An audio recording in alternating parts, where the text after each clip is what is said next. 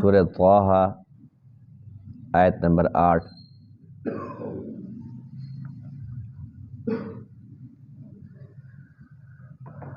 اعوذ باللہ من الشیطان الرجیم،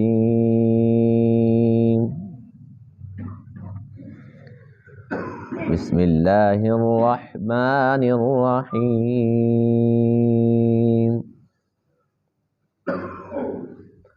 وَهَلْ أَتَاكَ حَدِيثُ مُوسَىٰ إِذْ رَأَىٰ نَارًا فَقَالَ لِأَهْلِهِ امْكُثُوا إِنِّي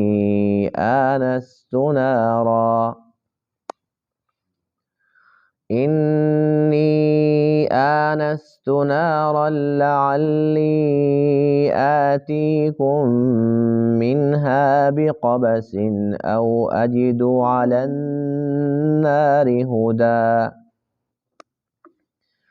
فَلَمَّا أَتَاهَا نُودِيَ يَا مُوسَىٰ إِنِّي أَنَا رَبُّكَ فَاخْلَعْ نَعْلَيْكَ إِنَّكَ بِالْوَادِ الْمُقَدَّسِ طُوًى۔ صدق اللہ العظیم۔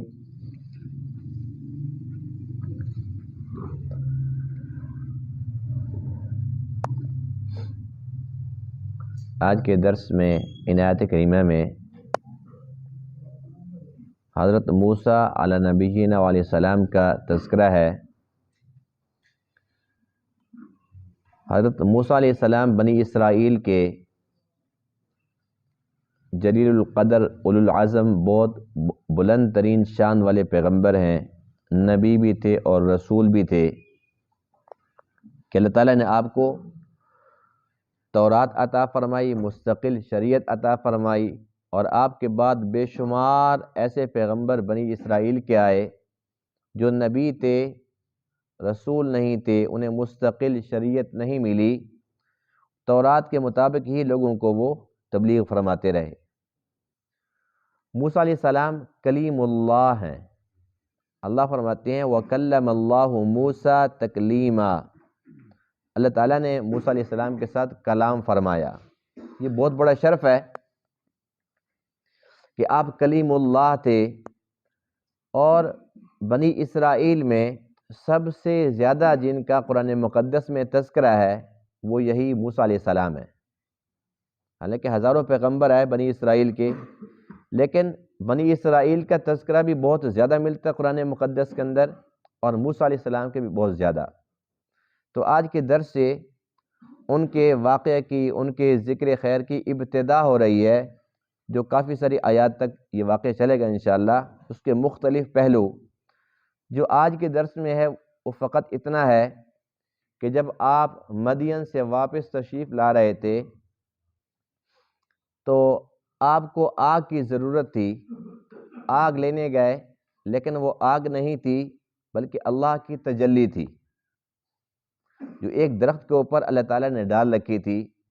وہاں پر آپ گئے تھے آگ لینے کے لیے، جب وہاں پر پہنچے تو وہ بڑا عجیب منظر تھا جس کو الفاظ کے اندر اس کیفیت کو بیان کرنا ناممکنات میں سے ہے، کہ لینے جا رہے ہیں آگ اور دیکھ رہے ہیں وہاں پر نور، نار کی جگہ نور کو دیکھا، اور غیب سے آواز آتی ہے اے موسیٰ، غیب سے آواز آتی ہے اے موسیٰ میں تیرا رب ہوں۔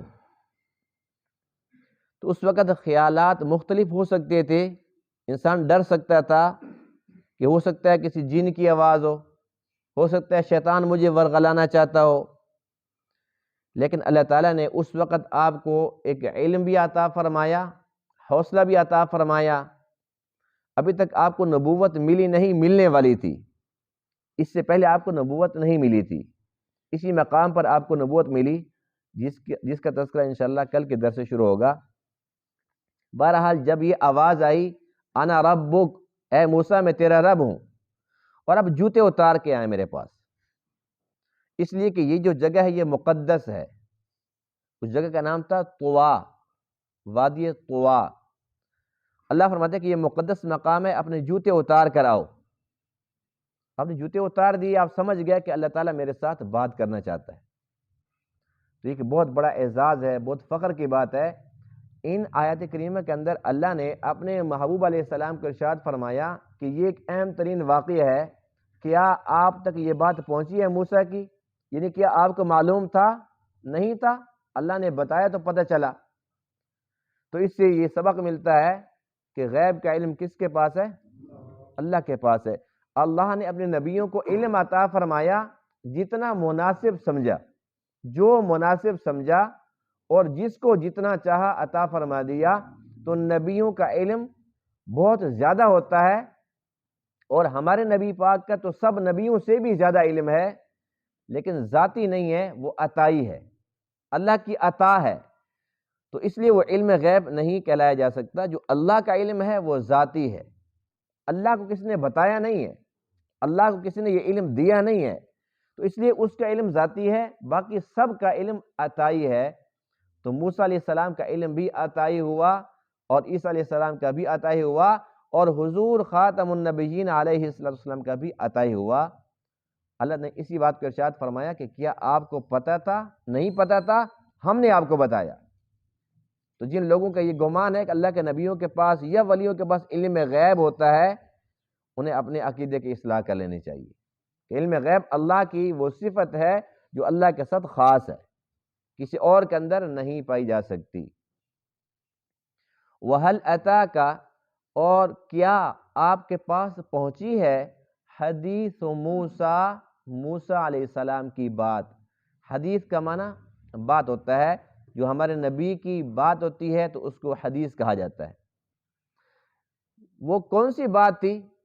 اِذْ رَأَىٰ نَارًا، جب موسیٰ علیہ السلام نے آگ کو دیکھا، فقالا، تو پس کہنے لگے، لِأَهْلِهِ، اپنے گھر والوں کو، کیا کہا کہ تم یہاں پر ٹھہرو، انی آنست نارا، بے شک میں نے دیکھی ہے آگ، مجھے آگ محسوس ہوتی ہے، لعلی آتیکم منہا بقبس، شاید کہ میں لے آؤں تمہارے پاس کوئی شعلہ سلگا کر، او اجد علی النار ہدا، یا میں پاؤں آگ پر کوئی راستہ دکھانے والا۔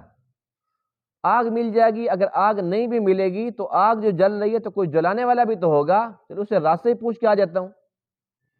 فلما اتاہا، پس جب موسیٰ علیہ السلام اس جگہ پر پہنچے، اس آگ کے پاس پہنچے، نودیا یا موسیٰ، غیب سے آواز دی گئی، اے موسیٰ، انی انا ربک، بے شک میں تیرا رب ہوں، فاخلع نعلیک، بس آپ اپنے دونوں جوتے اتار دیجئے۔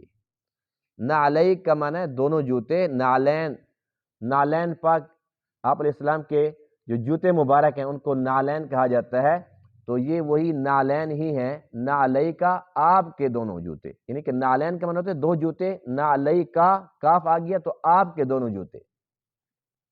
تو اللہ نے کیا فرمایا؟ فخلا نعلیک، اے موسیٰ آپ اپنے دونوں جوتے اتار دیں، انک بالوادی المقدس طویٰ، بے شک آپ ایک مقدس وادی کے اندر ہیں جس کا نام طویٰ ہے۔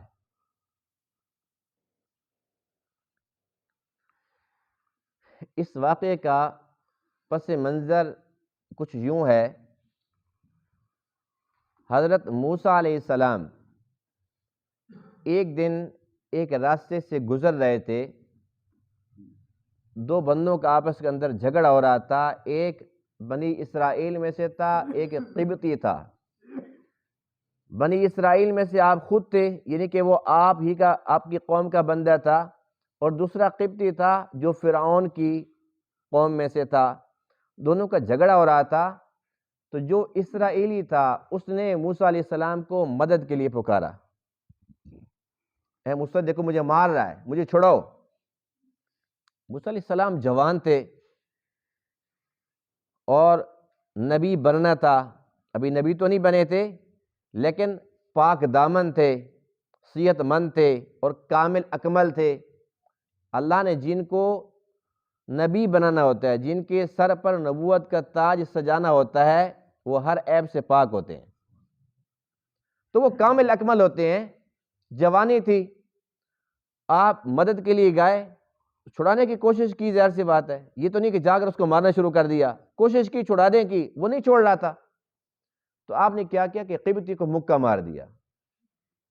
جب بہت تنگ ہے تو وہ مکہ مارا بھی، یوں اس کو لگے گا تو پھر چھوڑے گا۔ اللہ کی شان یہ ہے فَوَكَزَهُ مُوسَى فَقَضَى عَلَيْهِ، اللہ فرماتے کہ جیسے مکہ مارا اس کا کام تمام کر دیا، وہ موقع پر مر گیا۔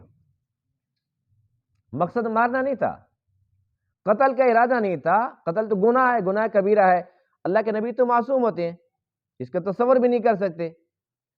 مارنے کا ارادہ نہیں تھا، مقصد تھا چھڑانے کا، لیکن بس قسمت اس کی آئی ہوئی تھی، اس کو جو مکہ لگا وہ وہیں پر ڈھیر ہو گیا۔ اب وہ بات تو ہو گئی ختم۔ اب دوسرے دن کی بات یہ ہے، وہ دن تو گزر گیا، کسی کو پتہ نہیں چلا کہ یہ بندہ مرا کیسے ہے۔ دوسرے دن کا واقعہ یہ کہ وہی اسرائیلی وہ کسی اور بندے کے ساتھ لڑائی کر رہا تھا۔ جب موسیٰ علیہ السلام کا وہاں سے گزر ہوا تو آپ نے دیکھا تو آپ کو یہ خیال ہوا کہ یہ خود شیطان ہے، میں تو کل اس کو بچا رہا تھا، میرے ہاتھ سے بندہ بھی مر گیا، آج پھر اس کا جھگڑا، یہ نہیں کہ ہر بندے کے ساتھ اسی کا جھگڑا ہوتا ہے، لگتا ہے کہ اسی کے اندر کوئی خرابی ہے، یہ بندہ ٹھیک نہیں ہے۔ آپ نے اس کو آنکھیں دکھائی، آپ نے فرمایا کہ اچھا پھر تیرے وہی کام ہے۔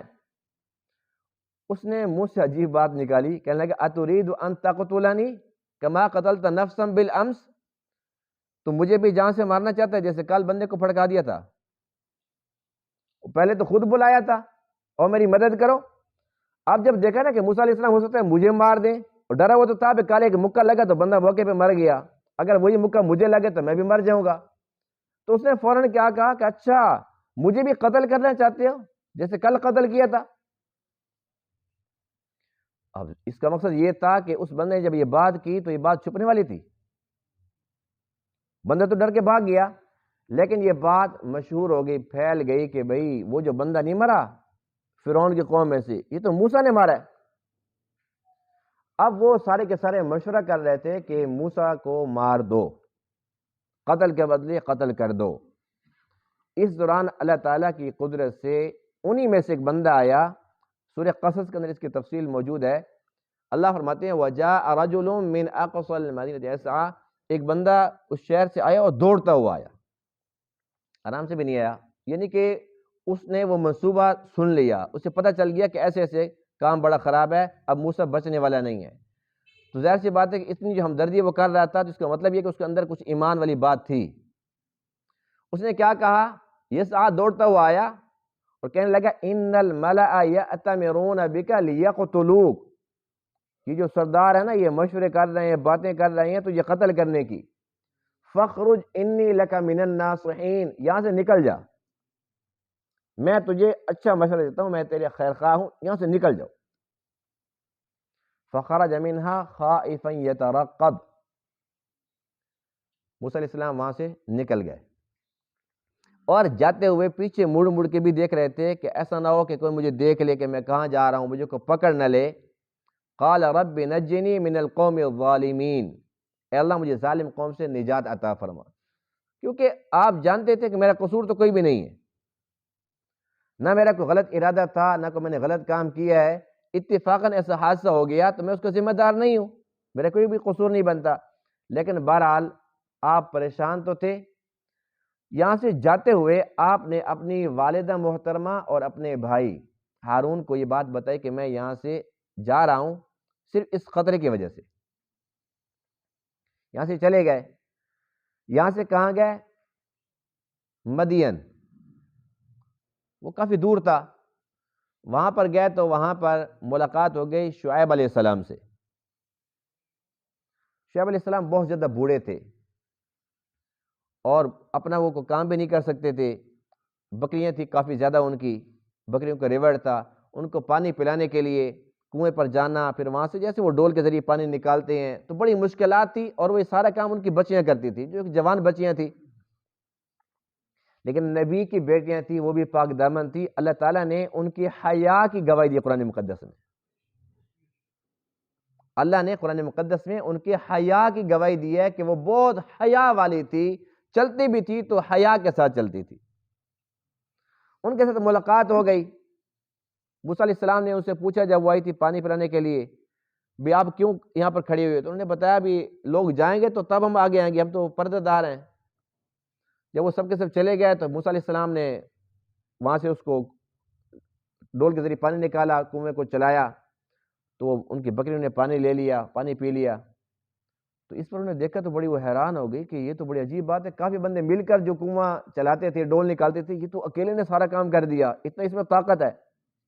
والد کو جا کے بتایا بھی ایسے ایسے کوئی ہے، کوئی مسافر اجنبی ہے، پہلی بار اس کو دیکھا ہے لیکن ہے بہت ہی قوی بھی ہے اور امین بھی ہے. جا کے تعریف کی، قوی تو اس کی قوت تو دیکھ لی تھی ان کی، اور امین یہ کہ سارا کام کیا لیکن ہماری طرف آنکھ اٹھا کے بھی نہیں دیکھا،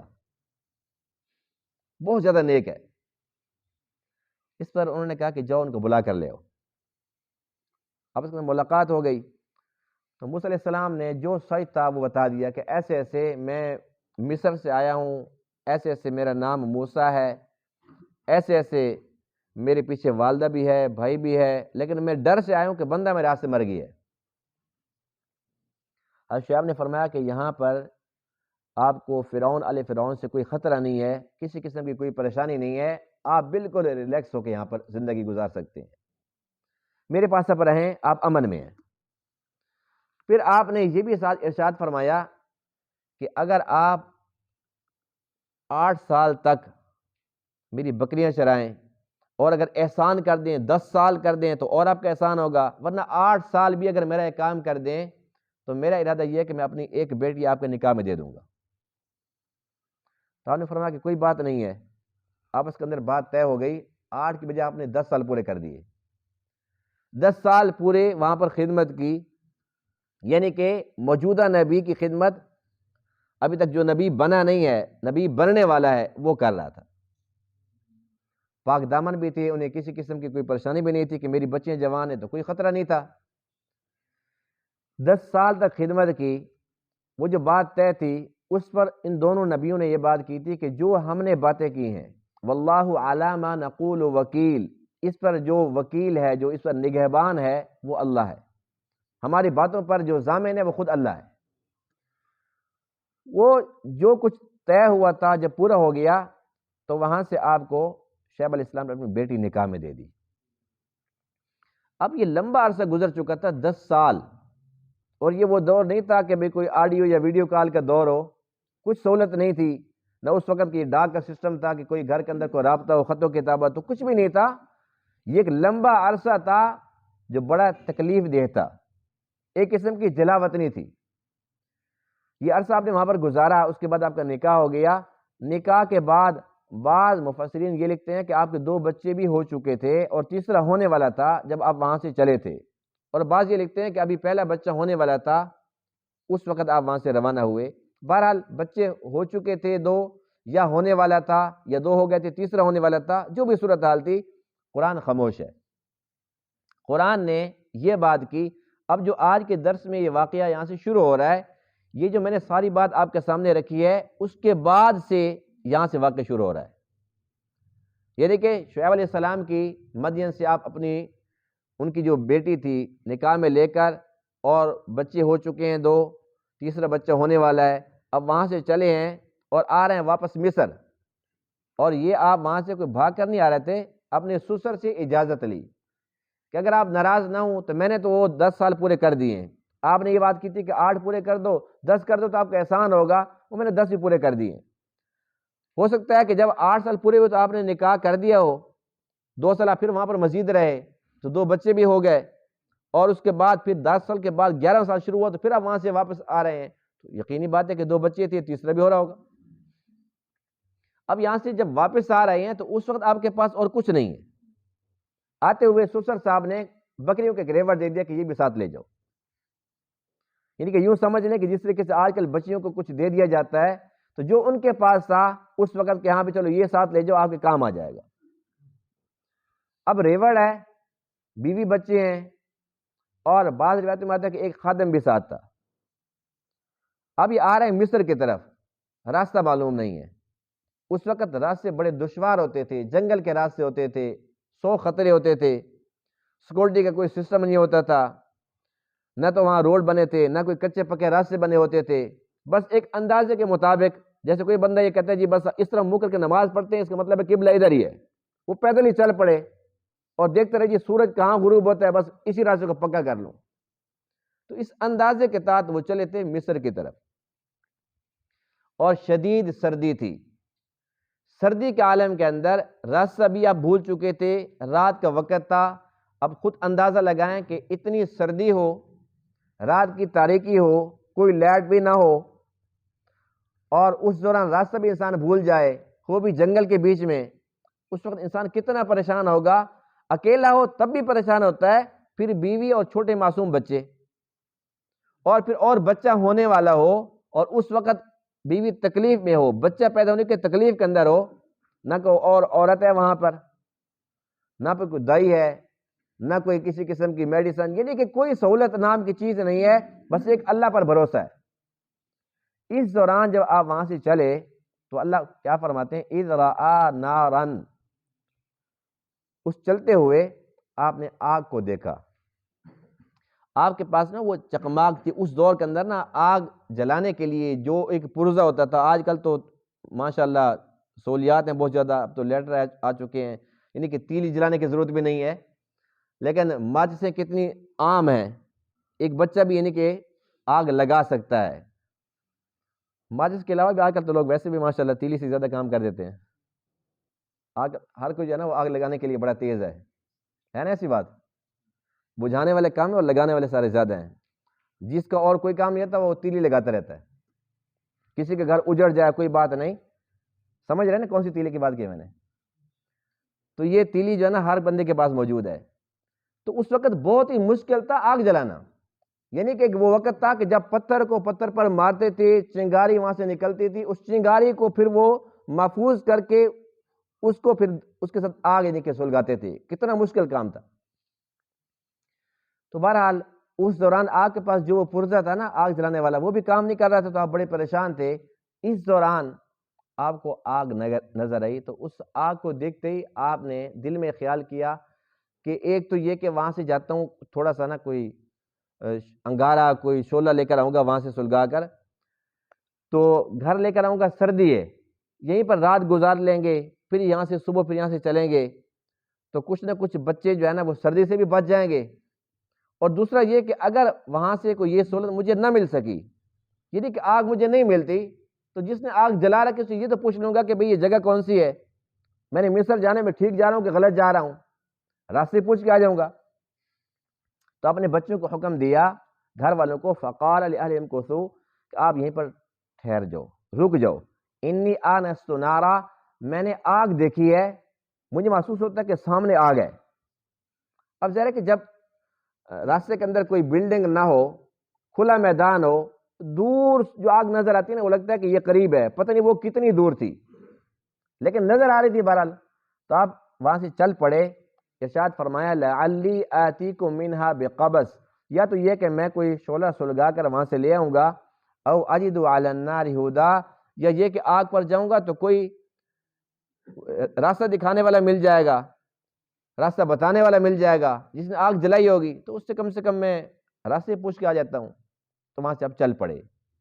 یعنی اس دوران دیکھیں تکلیف، دیکھیں گھر والوں کو وہیں پر چھوڑ دیا اکیلے جنگل کے اندر، اور وہاں سے چل پڑے آگ لینے کے لیے.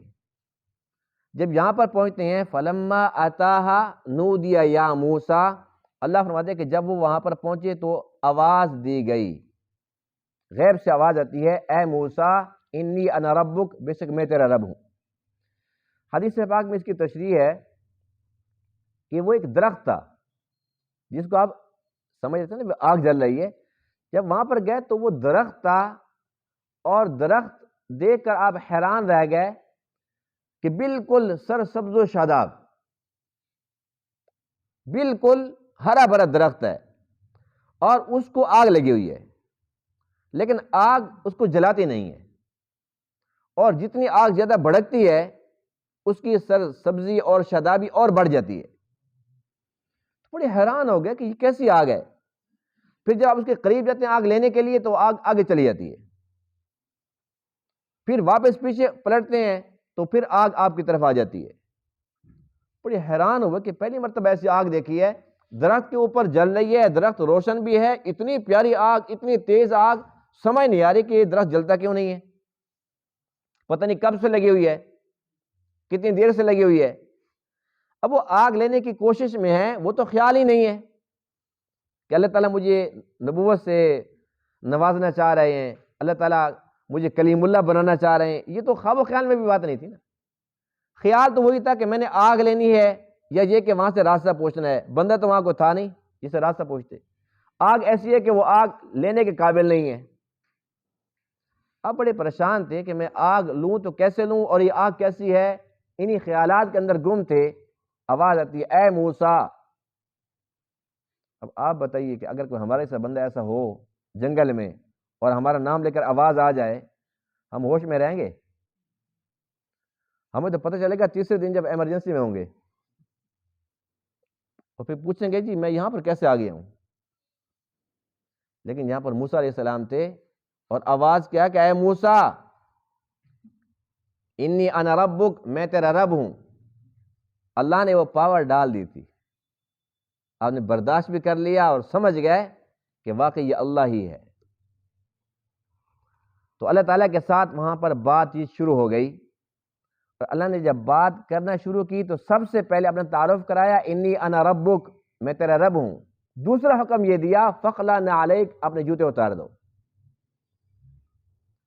یعنی کہ اللہ کے ساتھ بات کرنے کے لیے ضروری ہے ادب۔ اس سے پتہ چلتا ہے کہ ادب کیا چیز ہے۔ یعنی اللہ نے حکم دیا ہے کہ جوتے اتار دو، مقام ادب ہے۔ تو اس لیے ہم مسجد میں آتے تو ہم جوتے اتار کے آتے ہیں، کیوں؟ مقام ادب ہے، اللہ کا گھر ہے، یہ پاک ہے، بہت شان والا ہے۔ کوئی بندہ حرمین شریفین میں جاتا ہے تو اس کو چاہیے کہ فوراً جوتے اتار دے، اس لیے کہ مقام ادب ہے، وہ قابل احترام، قابل قدر جگہ ہے۔ اللہ نے فرمایا کہ اپنے جوتے اتار دو۔ انک بالوادی المقدس طویٰ، آپ مقدس وادی میں ہیں، یعنی کہ جو مقدس جگہ ہو وہاں پر جوتے اتارے جاتے ہیں۔ جوتے اتارنے کا حکم کیوں دیا؟ اس کے بارے میں مختلف تفاسیر ہیں۔ بعضوں نے یہ وجہ لکھی ہے کہ جو آپ نے جوتے پہن رکھے تھے وہ گدھے کی کھال کے تھے، اور ان کی شریعت کے اندر گدھے کی کھال کے جوتے ناجائز تھے، جبکہ ہماری شریعت میں کسی جانور کی سوائے خنزیر کے علاوہ کسی بھی جانور کی کھال کو جب رنگ دیا جاتا ہے، جس طریقے سے آج کل کیمیکل ڈال کے ان کے ساتھ ان سے چیزیں بنائی جاتی ہیں، تو اس کے اگر جوتے بنا لیے جائیں تو وہ جوتے ناپاک نہیں ہوتے۔ لیکن ان کی شریعت میں چونکہ وہ ناپاک تھے تو اللہ نے حکم دیا کہ ان کو اتار دو۔ تو اس سے یہ بھی پتہ چلتا ہے کہ جو ناپاک جوتے ہوں ان کے ساتھ پاک جگہ پر انسان نہ آئے، جوتے اتار کر آئے۔ اور دوسری وجہ یہی لکھی ہے کہ وہ جوتے ناپاک نہیں تھے، بے شک پاک بھی تھے، اللہ تعالیٰ ادب سکھانا چاہ رہا تھا کہ مقام ادب ہے، بے شک جوتے پاک کیوں نہ ہوں، لیکن آپ چونکہ مقدس مقام پر ہیں، میرے ساتھ ہم کلام ہونے جا رہے ہیں، جوتے اتار کر آؤ۔ بہرحال آپ نے جوتے اتار دیے۔ ایک اور مسئلہ بھی سن لیں کہ اگر جوتے پاک ہوں، جیسے ہم جوتے نئے لے لیتے ہیں اور ہم نے ان کو پہن کے گلیوں کے اندر ابھی تک گشت وشت نہیں کیا، بس وہ پاک صاف جیسے لیے لے کر ہم مسجد کے اندر آ کے ان کو ہم پہنتے ہیں، ان جوتوں کے اندر ہم نماز پڑھ سکتے ہیں، مسجد کے اندر چل بھی سکتے ہیں، نماز بھی پڑھ سکتے ہیں۔ حضور علیہ الصلوۃ والسلام نے جوتوں کے اندر نماز پڑھی ہے، اور صحابہ کرام نے بھی پڑھی ہے، اور وجہ یہ ہے کہ وہ ہے پتھریلا علاقہ مکہ پاک کے اندر، چونکہ وہ زمین پکی ہے، پتھریلی زمین ہے، تو وہاں پر جو گندگی غلاظت ہے اس کا امکان نہ ہونے کے برابر تھا۔ اور اس وقت یہ جیسے آج کل گٹر لینے ہیں اور ہر جگہ پر کچرا اور گند پڑا ہوا ہے اور ہر جگہ ناپاک ہے، ایسا کوئی سسٹم نہیں تھا، پاک صاف علاقہ ہوتا تھا۔ اگر جوتے پر کچھ لگ بھی جاتا تھا تو جیسے انسان چلتا ہے تو وہ گھس کے اور زیادہ پاک ہو جاتا تھا، یعنی کہ وہ بالکل صاف، جیسے بندہ نیا جوتا لیتا ہے۔ اور جوتے بھی ہوتے تھے تو صرف چمڑے کے ہوتے تھے، اور تو کسی چیز کے ہوتے بھی نہیں تھے، تو جب وہ گھس جاتے تھے نیچے سے تو پاک صاف ہو جاتے تھے۔ تو جب ایسا جوتا پاک صاف ہو تو اس کے اندر نماز پڑھنے کی اجازت ہے۔ حضور علیہ الصلوۃ والسلام نماز پڑھا رہے تھے اور جوتے کے ساتھ، اور صحابہ کرام پیچھے نماز پڑھ رہے تھے جوتوں کے ساتھ۔ دوران نماز حضور علیہ الصلوۃ والسلام نے اپنے جوتے اتار کر پھینک دیے، یعنی کہ نماز نہیں توڑی بلکہ جوتے اتار کر پھینک دیے۔ تو صحابہ کرام نے بھی اللہ کے نبی کو دیکھا تو فوراً جوتے اتار کر پھینک دیے، نماز مکمل ہو گئی۔ نماز کے بعد آپ علیہ السلام نے ارشاد فرمایا کہ کیا وجہ کہ تم نے جوتے اتار کر کیوں پھینکے؟ انہوں نے عرض کیا کہ اللہ کے رسول، جب آپ نے یہ کام کیا تو پھر ہم یہ سمجھ رہے تھے کہ شاید ابھی بھی حکم اترا ہے کہ ان کے اندر نماز جائز نہیں ہے، آپ نے پھینکے تو ہم نے بھی پھینک دی۔ تو آپ نے ارشاد فرمایا کہ نہیں، میرے پاس تو جبرائیل امین علیہ السلام آئے تھے، انہوں نے آ کر بتایا کہ آپ کے جوتے پر تھوڑی سی نجاست لگی ہے، یعنی کہ نجاست تھوڑی تھی، اگر زیادہ ہوتی تو آپ نماز لوٹاتے، نماز توڑ دیتے، نئے سرے سے نماز پڑھتے، لیکن آپ نے نماز کو جاری رکھا کہ وہ اتنی تھی جس کے ساتھ نماز ہو سکتی تھی۔ جس طریقے سے اگر ہمارے کپڑے ناپاک ہو جاتے ہیں، اس کے اوپر کچھ چھینٹیں لگ جاتی ہیں، اس کی ایک مقدار ہے، یعنی کہ ایک ہتھیلی کے برابر۔ یہ سے آج کل وہ ہمارا پرانا سکہ ہوتا تھا 5 روپے کا، آج کل تو سکے بھی چھوٹے ہوتے چلے جا رہے ہیں، پاکستانی کرنسی تو چھوٹی سے چھوٹی ہو رہی ہے، سکے بھی چھوٹے ہو رہے ہیں۔ تو سکہ بڑا ہوتا تھا، اس سکے کے برابر اگر وہ چھوٹے سا ہے، اس سے کم ہے، جو 5 روپے کا سکہ ہوتا تھا، یہ 1 روپے کا بڑا سکہ ہوتا تھا، اس سے اگر کم ہے، وہ خون کا دھبا ہو یا وہ کچھ چھینٹ ہو ناپاک، اسے چھوٹی ہے تو اس کے اندر نماز ہو سکتی ہے۔ بہتر یہ کہ اس کو دھو لیا جائے، لیکن اگر نہ بھی دھوئی جا سکتے تو اسے نماز ہو جاتی ہے۔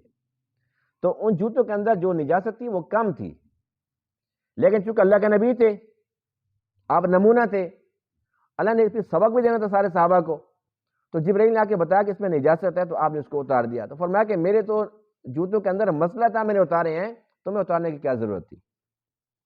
اب اس حدیث کو لے کر کچھ لوگوں نے یہاں سے ایک آسانی ڈھونڈی، وہ کہتے ہیں بھئی نماز جنازہ جب ہم پڑھتے ہیں تو کہتے ہیں جوتے اتار دو، کیوں اتار دیں؟ اللہ کے نبی نے جوتوں کے ساتھ جب نماز پڑھی ہے، پڑھائی بھی ہے، تو پھر ہم کیوں اس کو اتار دیں؟ بھی اللہ کے بندو، اللہ کے نبی کے جوتوں کے ساتھ اگر نجاست تھوڑی سی بھی لگی تو جبرائیل آ کر بتا رہے ہیں کہ اتار دو، حالانکہ اس علاقے کے اندر جوتے ناپاک ایسے ہوتے بھی نہیں تھے، اگر ہوئے بھی تو جبرائیل نے آ کر بتایا تو پھر بھی آپ نے فوراً اتار دیا۔ تو کیا جو لوگ اب جوتوں سمیت نماز پڑھتے ہیں ان کے پاس جبرائیل آئے گا؟ تو انہیں کون بتائے گا کہ تمہارے جوتے ناپاک ہیں؟ جبکہ ہمارا علاقہ ایسا ہے کہ یہاں پر نیا جوتا پہن کر تھوڑا سا بیر چلو تو کچھ نہ کچھ پھر بھی لگ جاتا ہے۔ تو اس لیے جب ایک چیز کے اندر ایک خطرہ موجود ہے تو پھر انسان ایسا کام کیوں کرے؟ بہتر ہے کہ انسان جوتے اتار کر ہی پڑھ لے۔ تو اس سے یہ ثابت ہوا کہ اگر جوتا ناپاک ہے تو پھر نماز نہیں ہوتی۔ اب جو لوگ جوتوں کے اوپر کھڑے ہو کر یا جوتے پہن کر اس طریقے سے وہ نماز جنازہ پڑھ لیتے ہیں، یا وہ اس نماز کی بھی کوشش کریں کہ ہم یہ بھی پڑھتے ہیں، تو بے شک وہ پڑھتے رہیں، لیکن اگر وہ جوتا ناپاک ہے تو نماز نہیں ہوگی۔ تو یہ تھا جوتوں کے متعلق مسئلہ۔ اب بات کرتے ہیں موسیٰ علیہ السلام کے جوتوں کی۔ اللہ نے فرمایا کہ جوتے اتار دو، اس لیے کہ آپ مقدس مقام پر ہیں، وادی طوا کے اندر ہیں، آپ نے جوتے اتار دیے۔ ہمارے راستہ صاف ہو گیا کہ اب ہم نے بھی جب مقدس مقام پر آنا ہے، بے شک وہ مسجد ہو یا کوئی اور پاکیزہ ایسی جگہ ہو، کسی خانقاہ میں جاتے ہیں، وہاں پر اللہ کے ولی بیٹھے ہوئے ہیں، تو یہ نہیں کہ جوتوں سمیت چلے جاؤ، جوتے اتار دینے چاہیے۔ اب یہاں سے ایک اور بات جو قابل توجہ ہے وہ یہ ہے کہ موسیٰ علیہ السلام کی جو مشکلات ہیں، اس واقعے کے اندر آپ نے سنی کہ آپ نے 10 سال تک جلا وطنی جیسی زندگی بسر کی، 10 سال تک بکریاں چرائی، واپسی پر آ رہے ہیں تو کوئی سواری نہیں ہے، آگ کا سامان نہیں ہے، اور بیوی بچے کس طریقے سے آپ لے کر آ رہے ہیں، کتنی پریشانی کے عالم کے اندر، اور 10 سال تک آپ ماں سے دور رہتے ہیں، اپنے بھائی سے دور رہتے ہیں، یعنی کتنی مشکلات ہیں ان ہستیوں کے لیے جنہیں اللہ کے ہاں یہ پروٹوکول ہے کہ وہ کلیم اللہ ہے، اللہ کے ہاں یہ شان ہے۔ اور انہی کے دور کے اندر انہی کا اپنا کزن تھا قارون، جس کے بارے میں قرآن کہتا ہے کہ اس کے خزانے اتنے زیادہ تھے، خزانوں کو نہیں، اس کی چابیوں کو اٹھانے کے لیے لَتَنُوءُ بِالْعُصْبَةِ أُولِي الْقُوَّةِ، ایک قوت والی جماعت تھی، چابیاں اٹھاتی تھی، پتہ نہیں خزانے کتنے ہوں گے۔ یعنی ایک طرف جو دنیا دار ہیں ان کے پاس اتنے خزانے ہیں، لیکن اس کے باوجود وہ ناکام ہوئے۔ آج کوئی بندہ بھی بچے کا نام قارون رکھنا پسند نہیں کرتا، کیونکہ قابل نفرت تھا وہ دنیا دار تھا، دنیا سے محبت کرنے والا تھا. لیکن موسیٰ علیہ السلام ساری زندگی بکریاں چراتے رہے، ایک وقت تھا ایک وقت نہیں تھا، اور کتنی تکالیف والی زندگی تھی. لیکن آج مسلمان اپنے بچوں کا نام، مدرسوں کا نام، مساجد کا نام موسیٰ علیہ السلام کے نام پر رکھتے ہیں الحمدللہ. حالانکہ وہ ہمارے نبی نہیں ہیں، لیکن ہیں تو نبی، اور اس امت کا کوئی بھی فرد ہے وہ اپنے نبی کی اطاعت کرتا ہے، ایمان سب نبیوں پہ رکھتے ہیں الحمدللہ. تو موسیٰ علیہ السلام کی تکالیف کو دیکھیں، اس کے بعد ہم اپنی زندگی کو دیکھیں کہ کتنی آسائش والی زندگی ہے، کتنی سہولیات ہیں ہمارے پاس. جو سہولیات ہیں یقین جانیے کہ پہلے دور کے بادشاہوں کو نہیں تھی. اللہ نے اتنی چیزیں عطا فرمائی ہیں، کتنی فراوانی ہے ہمارے پاس. ہم تو جو چاہتے ہیں کھاتے ہیں، جیسا چاہتے ہیں پیتے ہیں، جیسا چاہتے ہیں پہنتے ہیں، جہاں آئیں جائیں ہمارے پاس سواریاں ہیں. ہر بندہ جہاں بھی جانا چاہتا ہے تو وہ چند ٹکے خرچ کر کے اور بہترین گاڑی کے اندر بیٹھ کر سفر کر سکتا ہے. اپنے پیاروں کے ساتھ ہم بات کرنا چاہتے ہیں تو ہم آن لائن بات کرتے ہیں. نہ صرف یہ کہ صرف بات کرتے ہیں، ان کو دیکھتے بھی ہیں. لیکن پہلے دور کے اندر دیکھو کسی کے پاس ایسی سہولت نہیں تھی. اور نبیوں کی زندگی دیکھیں اور پھر اپنی ناشکری دیکھیں. ہر وقت یہ جی بس کیا کریں جی، بڑے برے حالات ہیں جی، ہم تو بڑے تنگ ہیں، ہم تو بڑے پریشان ہیں. تو اس واقعے سے ہمیں سب سے بڑا سبق یہ ملتا ہے، اللہ نے جتنا دیا اللہ کا شکر ادا کریں. اللہ نے ایمان بھی دیا ہے نا، سب سے بڑی دولت بھی دی ہے ایمان کی. جس کے پاس یہ ہے وہ کھرب پتیوں سے بھی اوپر ہے. اس لیے کہ جس کے پاس کھربوں ڈالر پڑے ہوں، ایمان نہ ہو تو غریب ہے. جیسے آنکھیں بند ہوئی، اس کے پاس تو 1 روپیہ نہیں ہے کہ وہ جنت کے اندر خریداری کر سکے. یہ جنت کا اس کے پاس ٹکٹ نہیں ہے کہ جنت کے اندر وہ صرف قدم ہی رکھ سکے، جنت کی خوشبو سونگھ سکے. اس کے پاس یہ سہولت بھی نہیں ہے. تو مومن کے پاس تو کتنی بڑی دولت ہے، جنت کا ٹکٹ ہے. اور جو وہ ٹوٹی پھوٹی عبادت کرتا ہے، نیکیاں سمیٹ لیتا ہے، وہاں پر اس کے پاس کرنسی ہے. جنت میں جو چاہے کھائے پیے مزے کرے. تو ایمان والا بندہ غریب ہو سکتا ہے؟ اللہ نے ہمیں ایمان بھی دیا، یعنی کہ ہمیں سب سے بڑا مال، بڑا خزانہ بھی ہمیں دے دیا. دنیاوی لحاظ سے وہ نعمتیں دے دی جو پہلے بادشاہوں کے پاس نہیں تھی. تو ہماری زبان پر ایک ہی ترانہ ہو ہر وقت، الحمدللہ. کیا ہونا چاہیے؟ دیکھو کسی کے سامنے روئیں گے پیٹیں گے جی قرضہ بہت بڑھ گیا، کاروبار نہیں چل رہا، بڑی پریشانی ہے، کس نے کچھ دینا ہے؟ تو اللہ کے سامنے کیوں نہ روئیں؟ اللہ تعالیٰ کا شکر ادا کریں. اللہ نے جتنا دیا وہ بھی بہت ہے. جتنا ہم چاہتے ہیں اتنا تو وہ نہیں ہے، کیونکہ یہاں بندہ کہتے ہیں یہ بھی مل جائے وہ بھی مل جائے، لیکن جتنا دیا وہ کیا کم ہے؟ وہ بھی بہت ہے. تو اللہ تعالیٰ کا شکر ادا کرنے والے بندے بن جائیں گے، اللہ تعالیٰ راضی ہو جائے گا. پھر دنیا کے اندر بھی کامیاب اور آخرت کے اندر بھی کامیاب ہو جائیں گے انشاءاللہ. اللہ تعالیٰ تمام باتوں کو سمجھنے عمل کرنے کی توفیق عطا فرمائے. وآخر دعوانا الحمدللہ رب العالمین.